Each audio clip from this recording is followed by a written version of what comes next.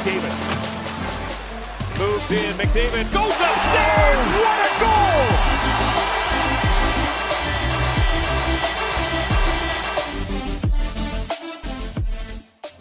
Hey guys, how's it going? It's Etanyos here. Welcome to episode number 35 of this NHL 21 Edmonton Oilers Franchise Mode here in Oil Country. If you guys have missed any episodes up to this point, make sure that you go up into that top corner of the video right now. We'll send you to a card that has a link to the entire playlist so you can get caught up on whatever you missed. Also, if you do enjoy this video, make sure that you go down below, as I knock my headphones off my stand, go down below. Consider dropping a like on the video. Also, don't forget to subscribe to the channel if you haven't. We're trying to hit 1,200 subs. I know you guys can do that, and let's get into this video. So guys, last episode we were able to get the Oilers through round 2 and 3 of the playoffs as they were able to defeat the Vegas Golden Knights and the Calgary Flames in 5 games each. Both very good series from the Oilers, even though we are quite injury-riddled right now. Hopefully this team can somehow pull off the slight upset here. I mean, like I said last episode, this team has the depth, has the goaltending, has everything that we need. It's more just a matter of our top end forwards definitely took a hit through this playoff run. As you can see, Puljujarvi, Eves, and Moreau's all out and missing. That is a big blow to McDavid's line anyways, but he's somehow still leading the team in points. Ribeiro's been quite great. There's been a lot of guys that have been really solid for this team, and you know, you add some size up front with McDavid, and he's always going to be effective with that. So, yeah, that's how the team's looking. I did pull Pavel Novak and Fabian Carcillo from the AHL simply because they are eliminated. They're not even playing anymore. But our defense is absolutely fantastic, and Parbacker has been ridiculously good throughout the playoffs here at 26 years old.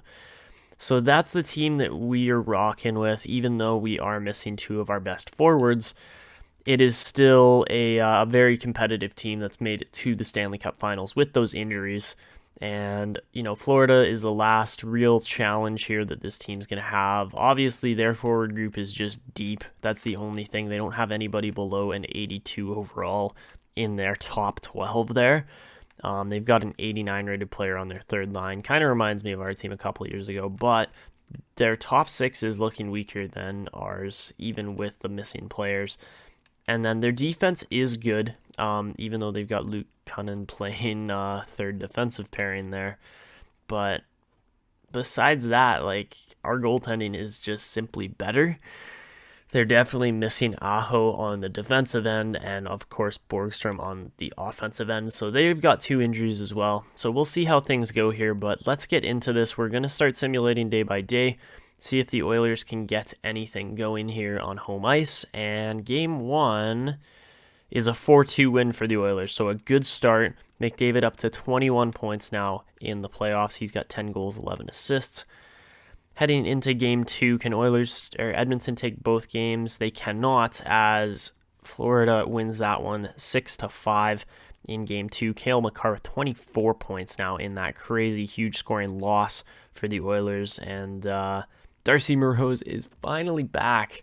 Thank goodness, man. It has been a while since Moreau has been in the lineup, and we have definitely missed him on that third line, so having that line back up to full strength is going to be huge, and we're definitely going to toss him back in there. So the team is slowly starting to shape back up, but heading into Game 3, Edmonton has to win this one, especially since Florida split our home ice advantage. So game number 3 is a 3-0 loss, so not looking too great here for the Oilers. Heading into Game 4, down 2-1. No scoring in that last game, and Game 4 is a 5-3 win. Cale Makar leading the team now in points with 25 points. That is absolutely absurd. And yeah, just 1 point ahead of McDavid in the same amount of games. Nobody else over a point per game except for Makar and McDavid, but Makar has definitely been the standout performer in the playoffs here. I thought it was always going to be McDavid, but yeah, Makar had a pretty big game there a little while back. And I mean, Eves was our guy there. He was at a point per game, and then he took that injury. So unfortunately not going to be winning the Conn Smythe this year. And I mean, Edmonton still has to win the Cup for that to happen. But heading into Game 5, this is a very important game. We'll see if the Oilers can win this. So Puljujarvi is back Finally. Okay, so I got to make some roster moves here. So I think the first move we're going to see is, I think it's going to be Pavel Novak heading back down. We're going to send him down. He's got no waivers. So, yeah, Novak's going to go down. And here we go. Game 5. This is very important. We're down to the last 3 games in this series here. Let's see. First period, it's a 3-2 game as Borgstrom opens the scoring. Draisaitl gets a power play goal. Barkov gets or makes it 2-1 for Florida. Sorry, I'm releasing a bit of burps here, but that's okay.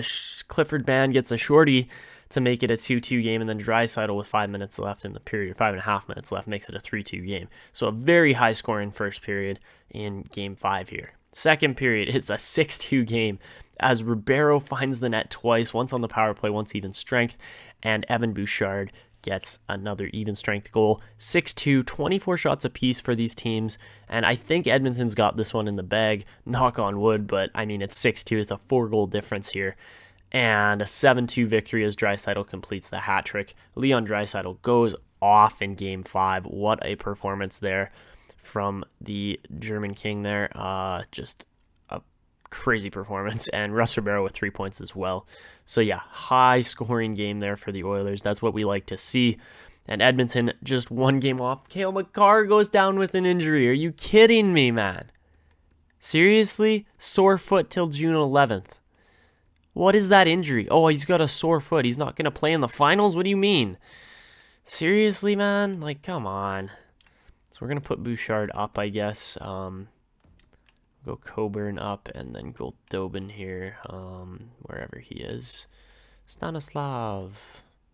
Is Puljujarvi healed yet? No, he's not. Man, like, we're just losing all of our best players, and it is so annoying to watch. So McDavid still has the opportunity here. He's got 25 points.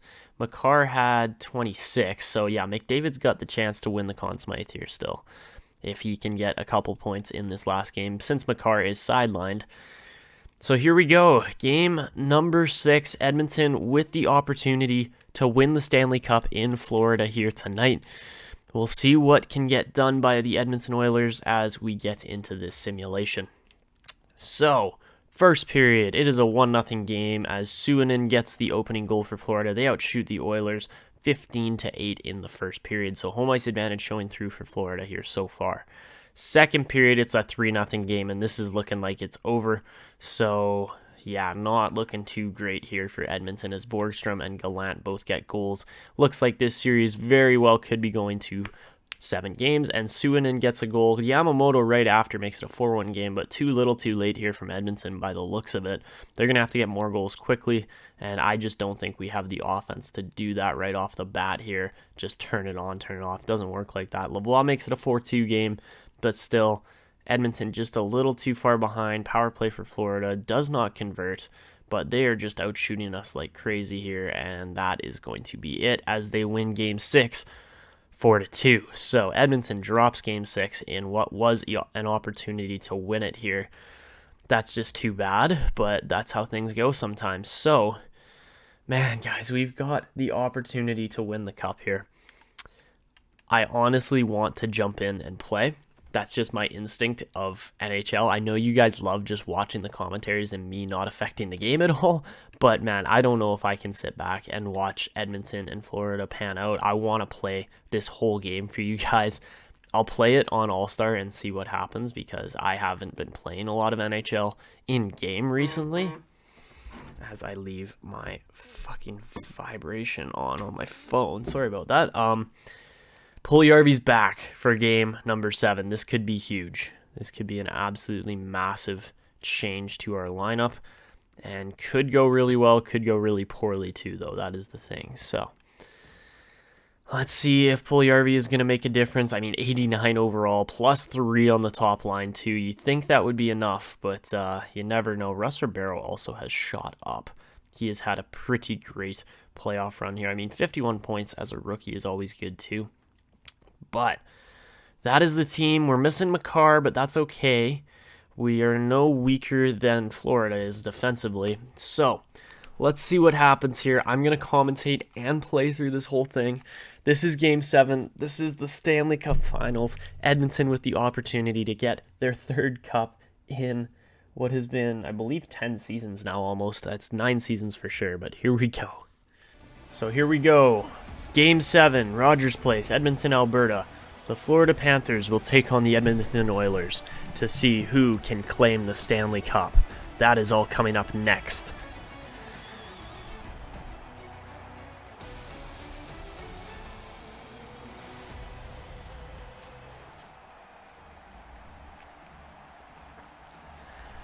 Just 60 minutes away from the Stanley Cup being awarded. Here we go. Puck drop at Rogers Place. Edmonton versus Florida. Here we go. Pass in front. Rask with a great opportunity. Pass over to Moroz. Darcy Moroz has got some space.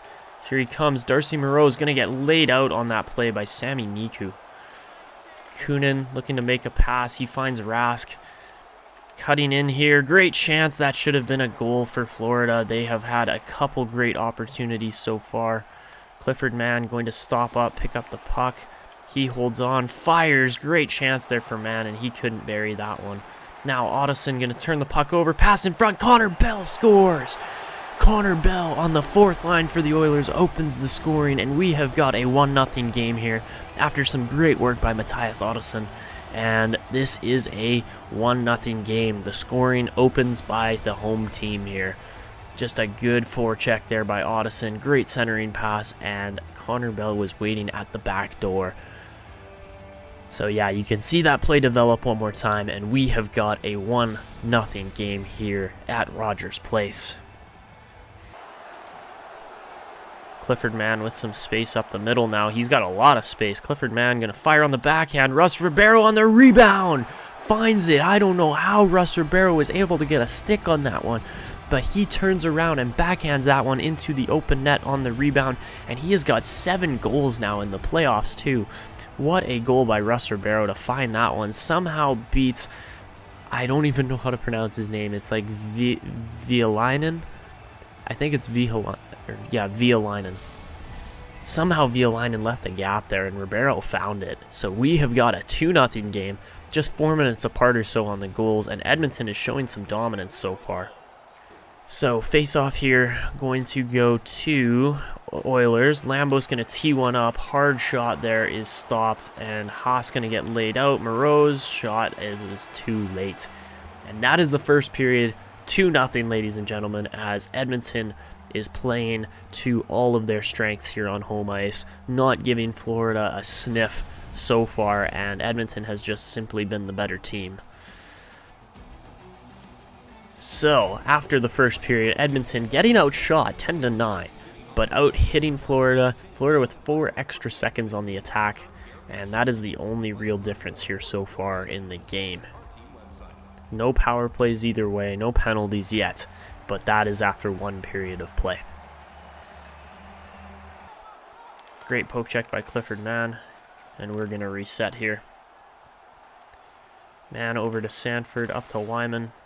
Wyman looking for a pass, finds Sanford streaking down the wing. Gordy Sanford cutting in, forehand, backhand, what a goal! Gordy Sanford.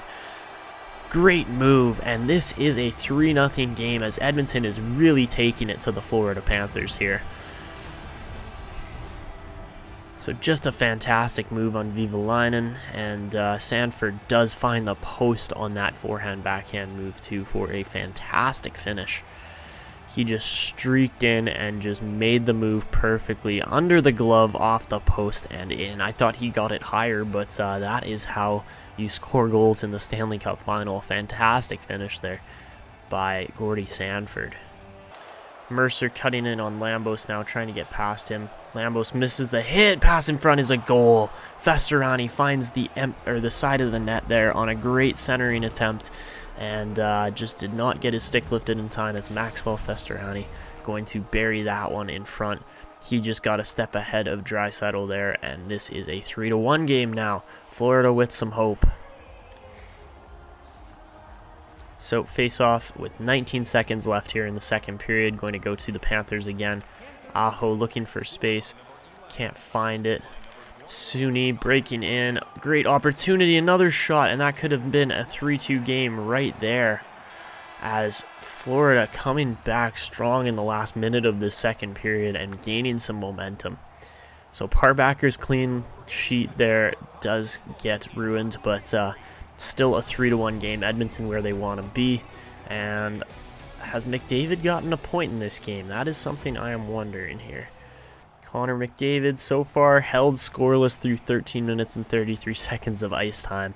So Cale Makar could still win the Conn Smythe, but we'll see what happens here in this third period. This could decide the fate of either of these franchises here, and here we go. Third period underway. Evan Bouchard skating up through center. Connor McDavid cutting in. He's going to fire, and Vivalainen going to stop that one. Conklin almost gave that puck up. Now Gaudreau going to get poke checked and then hit. Now pass in front. Ekblad's chance. Turned over there. Now Russ Ribeiro looking for a pass. Can't find it. McDavid is separated from the puck on that play. Here comes Ekblad breaking in. Pass over to Gallant. There's a rebound there. That could have been a goal. Instead, McDavid going to pick this puck up and go the other way. Connor McDavid streaking in. Connor McDavid over to Ribeiro. Should have been a goal. Pass in front. McDavid one times that one just wide of the net. Maybe off the glove too. It was a good opportunity either way. Hard hit there on McDavid, and a penalty coming up here too, as Edmonton did draw a penalty there. Pass in front. McDavid could have scored on that one, and that's a 5-minute major. A game misconduct on Gallant there as he throws a hard hit from behind on Connor McDavid. Here's a look at it again, and that one was a 5-minute apparently. So Leonard Gallant is gone for the game. 5-minute power play for the Oilers. Could not have been any more opportunistic, and a great chance right off the bat there for Wyman. This puck's going to get kicked over. Moroz did turn that puck over, but he somehow holds on to it. Darcy Moroz again loses it, and we got a 4-on-4 here for 2 minutes straight as I made a bad poke check. So this should be lots of open ice here for the next 2 minutes. Either way, if either team scores, it does not cancel the penalties. The time just has to run out on these. But great opportunity right off the bat, and I take another tripping penalty. Are you kidding me? We're going to be down right after we drew a 5-minute major? Oh man, that is not a great start here for me. I got to be a little more careful here. Now Ribeiro over to Draisaitl. He's going to hit McDavid in stride. Connor McDavid back to Leon Draisaitl. Leon Draisaitl scores. So finally a power play goal from Edmonton's crazy good power play. And this is a 4-1 game. Draisaitl's got his 15th goal in the playoffs. That is a lot. He has been scoring a lot of goals recently here. And yeah, just a great finish there finally from the Oilers, as they had the man advantage for a while. But when you got your two best guys out, you kind of expect them to score. So I believe McDavid got an assist on that one. But still a minute 25 of power play left here too. So lots of time for Edmonton to potentially get another one. So now Yamamoto streaking in, looking to make a play. Edmonton going to set up again. Bad pass though there. I don't know where our other defenseman was going. And pass in front. Parbacker, another good save. Lavoie going to pick this one up. So yes, McDavid did get an assist on that one. Wyman going to get bumped off the puck, but Lavoie going to streak down, get there in time. Now, Wyman setting up, he turns it over, and this could be a break here for Luke Kunin. He is in all alone. Luke Kunin scores! Short-handed goal for Florida. And Luke Kunin makes the Oilers pay there on that one. A bad defensive lapse, a bad turnover. And all of a sudden, this is a 2-goal game again. So, face-off here at center ice, going to go to Edmonton. Ribeiro breaking in. Russ Ribeiro going to set up here. Goldobin back to Ribeiro, over to Goldobin. Shot tipped by Draisaitl, and it is a 5-2 game now. Leon Draisaitl gets his 16th goal of the playoffs. Second goal tonight as well on the power play. And this Edmonton power play has been deadly, man. Lots of good chances, and Draisaitl might go back-to-back here on hat tricks here over the last couple of games. So I don't know if it was back-to-back because I think Florida won the last game. They did, but all of a sudden Edmonton regains that 3-goal cushion, and by the looks of it, the floodgates might be opening here. Transitional play, Draisaitl over to McDavid, McDavid to Ribeiro. Is that going to be a goal? It is, even though McDavid got run into the net after the play. McDavid with his second assist on the night. Ross Ribeiro with his second goal of the night as well. So McDavid setting guys up left, right, and center here now. And yeah, just a... McDavid's hip hit the post pretty hard there. But he seemed to be okay, got up pretty quickly. And yeah, he just got hit there by Niku. Bit of a dirty play to hit a guy after the play there, but doesn't matter. It's a 6-2 game, and Edmonton is really in control now. So down to the last minute here. Edmonton just a couple minutes away from their 3rd Stanley Cup. Suni gonna break in, pass over to Rask. He fires, rebound, and Suni finds the back of the net. So just 47 seconds left. Too little, too late here, as Florida is pretty much eliminated at this point. But yeah, still a good opportunity there, and Backer is going to let in 3 goals on this game still. So yeah, not the greatest play ever, but that's all right. So face-off here going to go to the Oilers. McDavid going to pick that one up. Ribeiro over to Goldobin. He's going to hit Puljujarvi in stride. Jesse Puljujarvi right in front. McDavid almost picked the puck up there. Now Florida cutting back in, and they go offside. So Draisaitl with 14 goals in the playoffs. Just been absolutely lights out in front of the net, burying lots of opportunities, and this Oilers playoff run has definitely been fantastic. But now Suhonen cutting in, pass to Aho. What a goal Aho was that. That was Sebastian Aho, the defenseman. And 6-4 game all of a sudden. Good thing we put all those pucks away when we did, but Sebastian Aho gets his 2nd goal of the playoffs, and 6-4 game now, but 30 seconds left. Hopefully not enough time for Florida to come back here. So face-off going to go to the Panthers by the looks of it. That's going to get bumped a bit, but the goalie has hit the bench. Ponomarev almost turned it over to Ribeiro, but 6-on-5 now. Florida down by 2 goals. Aho again just shoots high and wide. And Connor McDavid going to flip this one down the ice. That's going to be icing. That was a bad play. I kind of let go of the trigger too early, and we missed that one wide. But McDavid has got... He's got to have another 2 assists tonight, so he's got to have 27, 28 points. Face-off here in the defensive end going to go to Florida, but Bouchard going to try to flip it out. Could not do that. Pass in front, Barkov with the opportunity. And that is going to be it.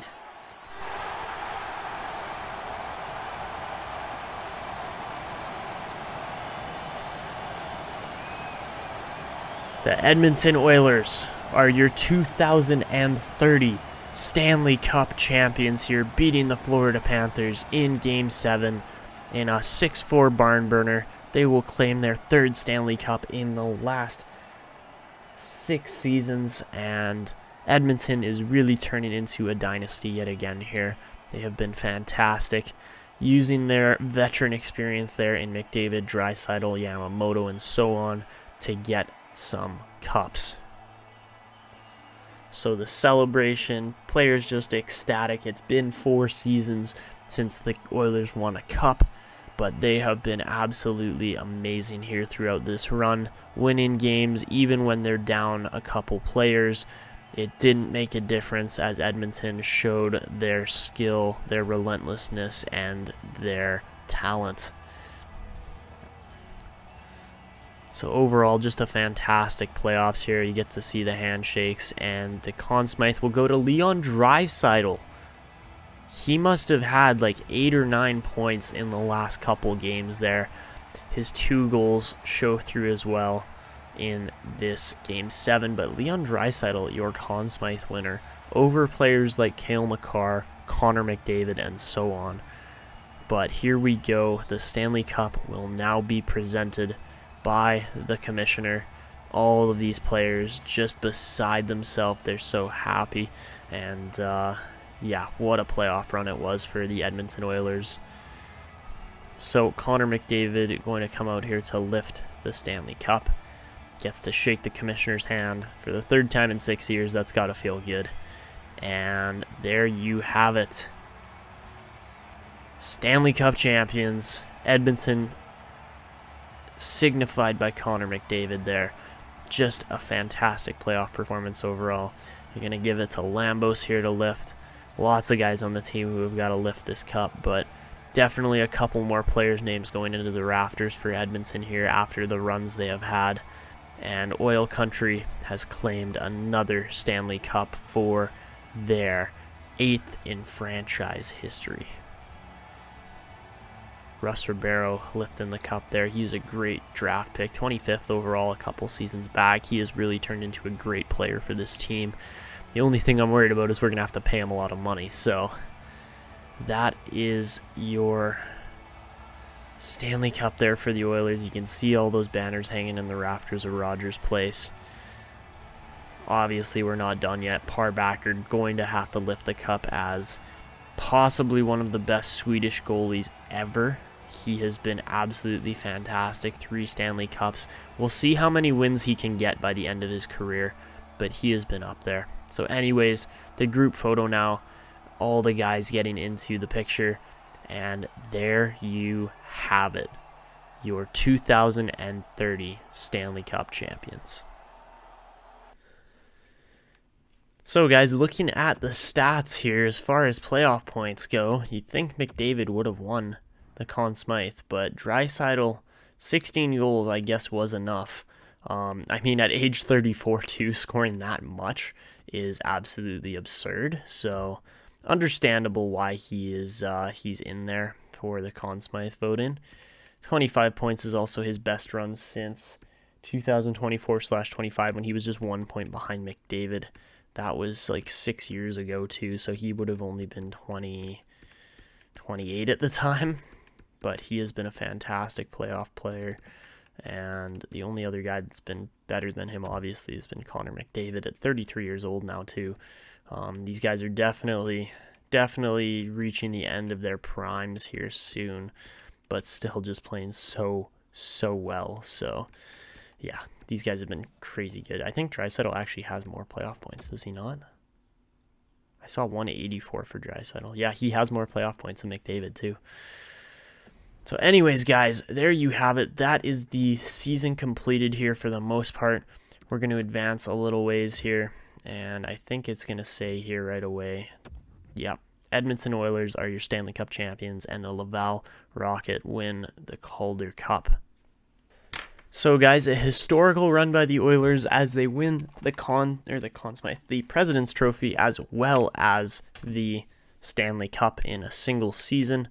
Fantastic performance from all the players there, and I think I do just want to go and check out some contract extensions here before we get on with anything else. So that is definitely something that's going to be important here. We've got 18 contracts to re-sign. That seems like a lot. Jesse Puljujarvi, one of those contracts, he's going to want, he wants $9.7 million. So yes, this team is definitely in a spot where we're going to have to make some tough decisions here coming up. Laval wants $7 million. Are you serious? That is a little bit ridiculous in my opinion. Okay, 1.6 for Spencer's doable. I think the team is going to get a little bit weaker here moving forward, guys. There's just no other way to put it, really. Fortunately, we got Backer and Skinner signed up there, but $10.5 million for Backer is a lot. I'm thinking I want to keep Puljujarvi, but I don't know how we're going to be able to do it. And how many seasons does he want to? Puljujarvi wants 3 more years. So if anybody's going to get moved, I'm going to say it's probably going to be Darcy Moroz, just because he's a lower end player that we can replace with a couple other guys. And I mean, he has $4.1 million, but like, you look in the system too, we really don't have that much money sitting down there, so I'm not so worried about that. Coburn I would like to bring back, but $2.3 million, again, expensive. These guys are going to cost us quite a bit of money, and we'll see if we can get things done or not here. So yeah, lots of good players in the system still. I want to bring guys like Ottoson into the team, and Roach and Carcillo. Those guys are nice and young still. The rest of these guys like Fenton, Novak, Andreoff, probably going to stay in the minors just by the looks of it. Payet, another name that we could potentially bring into the team here. He's improved over the last season or two. He's been actually pretty good in Rimouski, so there's definitely options here. Nidomaki and Altucher, I'm still waiting for those guys to really develop properly. Korolyuk had some great development overall, but I'm not sure exactly how we're going to run this contract situation. We might have to wait for some guys to expire, make some moves at the draft, something along those lines, because it's just going to be difficult to sign guys otherwise. So, yeah, we look at the progress reports. That is something I definitely want to take a peek at. McDavid has been fantastic. Draisaitl and Eves up there too still. The only 90 rated players on our team, to be exact, actually. Puljujärvi had a great year.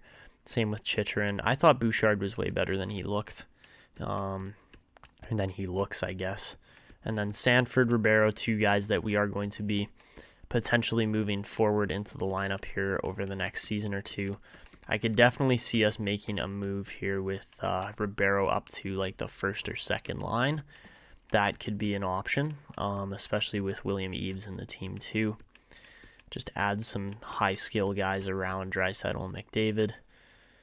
And I don't know who had the most growth out of the whole team. Probably Puljujärvi in the top or in the NHL there, but Simon Brodeur as well had a great season, put up 50 points in 63 games. We've actually had a lot of guys grow significantly here, so Pisani, definitely a name to watch out for. Vic Pisani, he's only 19 years old now. So yeah, this team has definitely seen some significant growth in its players and prospects, and I think there's definitely opportunity for this team to get even better still. So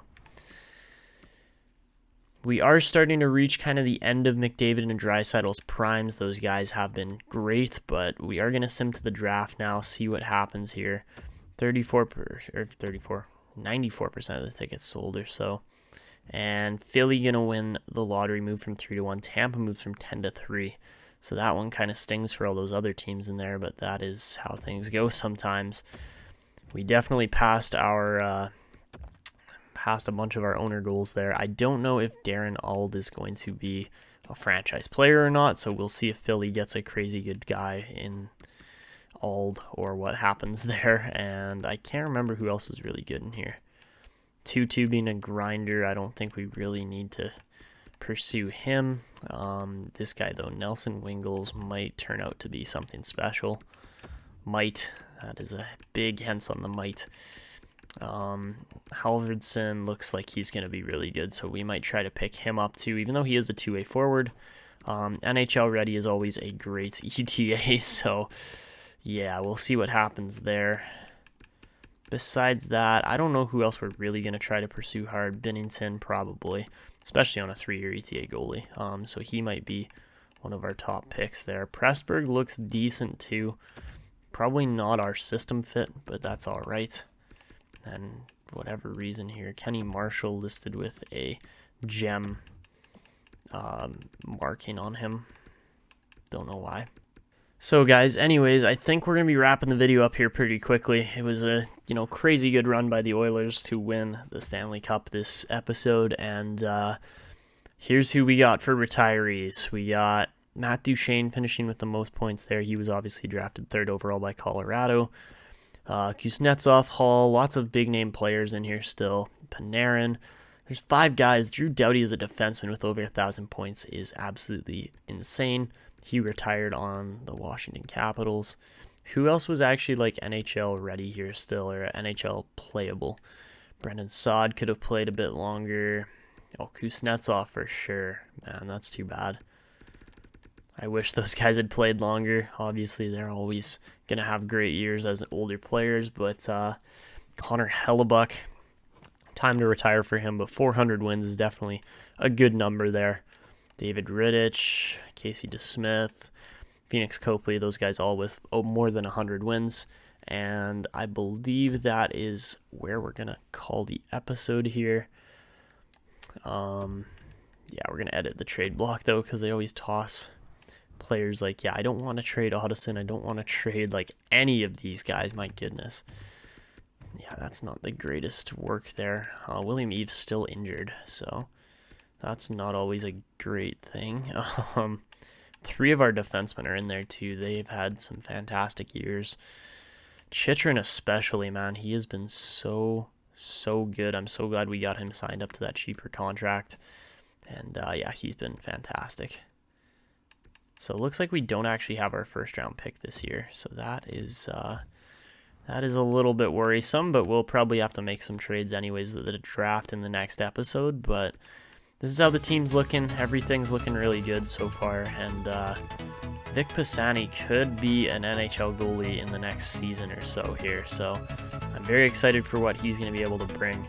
Parbacker obviously starting to develop some wins here. He's been winning a lot of games, and he has been very good for Edmonton so far throughout the 5 seasons he's played. Been winning over half of his games on a consistent basis, if not 3/4 of them.